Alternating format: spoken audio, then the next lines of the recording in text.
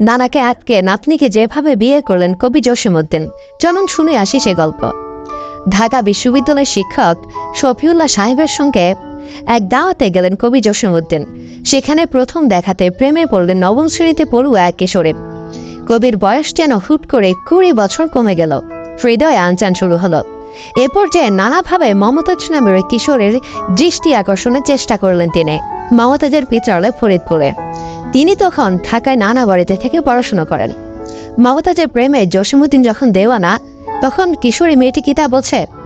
মমতাজের নানা মৌলভী ইদ্রিস মিয়াকে নানাভাবে বসে আনার চেষ্টা চালালেন তিনি। বিভিন্ন অজুহাতে বাড়িতে যাতায়াত শুরু করলেন। মৌলভী সাহেব কাব্যপ্রেমী মানুষ ছিলেন, তাই তার বাড়িতে কবির আনাগোনাকে স্বাভাবিকভাবে নিলেন।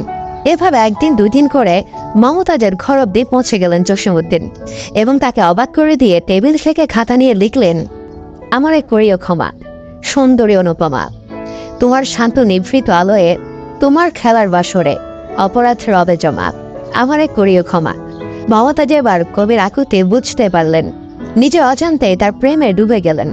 এ প্রসঙ্গে নিজের স্মৃতিকথায় বেগম মমতাজ লিখেছেন, ভদ্রলোকটা আমার দেখার পর নানা দিক থেকে আমার নানা ভাইকে হাত করার জন্য লাগিয়ে গেল।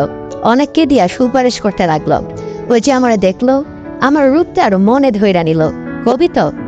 কিছুদিন যেতে না যেতে নানা মৌলভী ইদ্রিসের কাছে বিয়ের প্রস্তাব পাঠালেন জসিমউদ্দিন।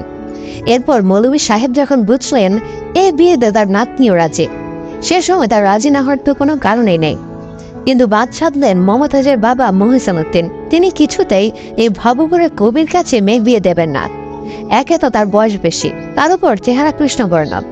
এই অবস্থায় দীর্ঘ এক চিঠি দেখলেন তিনি মৌলভী ইদ্রিসের কাছে। আপনি কি পাগল হইয়া গেলেন? এ লোকটা পাগল, চরে চরে ঘুরে বেড়ায়, গান গেয়ে বেড়ায়, ভাবের গান, আধ্যাত্মিক গান, মুর্শিদি গান, গায়ের মজলিসের সারা রাত কান্নাকাটি করে মাটিতে গড়াগড়ি খায়। এরকম ছেলের সাথে বিয়ে দেবেন? তার চাইতে নাত থেকে পদ্মায় ফেলাইয়া দেন। চিঠি পাওয়ার পর উভয় সংকটে পড়লেন ইদ্রিস সাহেব।